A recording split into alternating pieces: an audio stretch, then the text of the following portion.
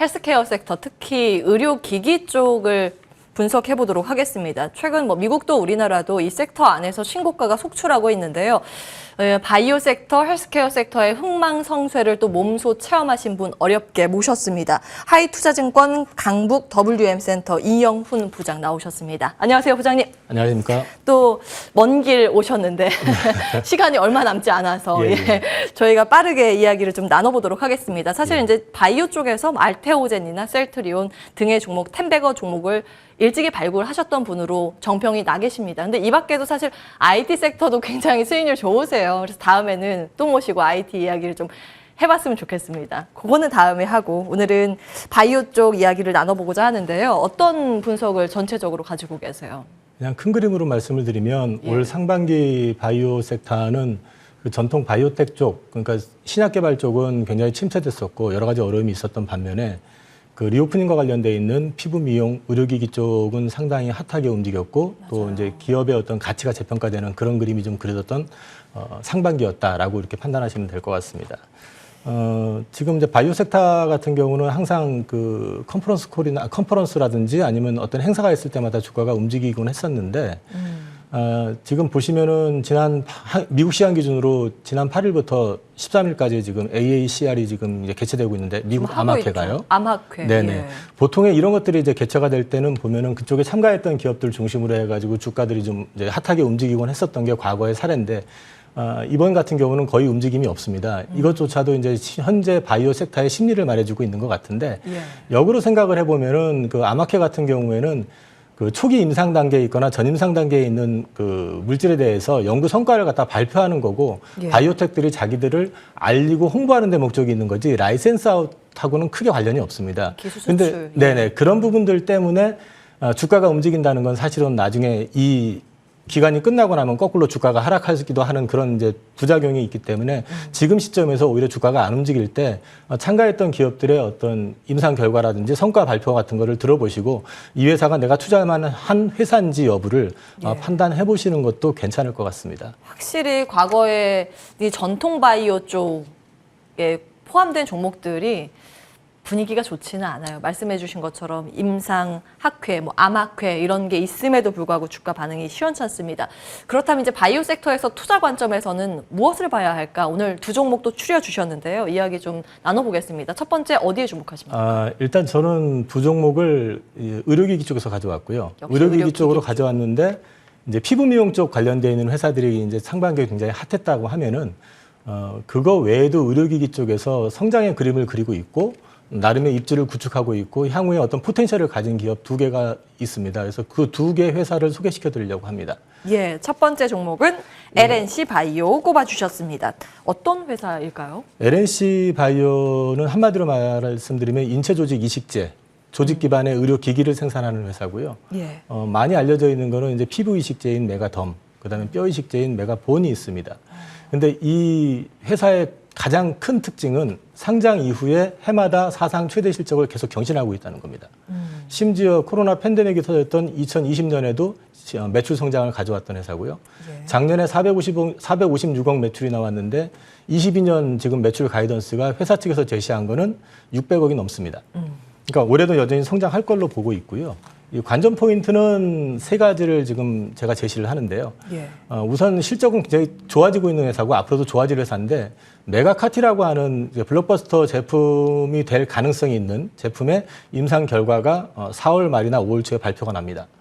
근데 이제 이게 어떤 거냐면은 그 퇴행성 관절염 환자들의 그 관절염을 이제 치료해 주는 건데요. 이 부분이 그 시술을 통해 가지고 무릎에 그 메가카티를 집어넣게 되면은 시술하고 나서 일주일이 지나면은 바로 정상 생활이 가능하다고 합니다. 제가 정상 생활이라고 말씀을 드렸던 거는 그 입원하고 퇴원하고 이런 차원에서 문제가 아니고 그냥 일상 생활이 다 회복이 된다는 얘기거든요. 무릎 쓰는 네네. 걸요? 그게 가능하다고 그러고요. 그 다음에 이게 지금 유전자 치료제나 그 줄기세포 치료제에 대비해 가지고 가격이 저렴합니다. 절반값 정도밖에 되질 않습니다. 그래서 이게 임상이 만약에 성공을 하게 될 경우에는 연내 품목 승인 신청까지 들어가서 내년부터는 매출이 발생이 될 걸로 보는데 그 경우에는 매출 1,000억대의 블록버스터 제품이 될 가능성이 높다.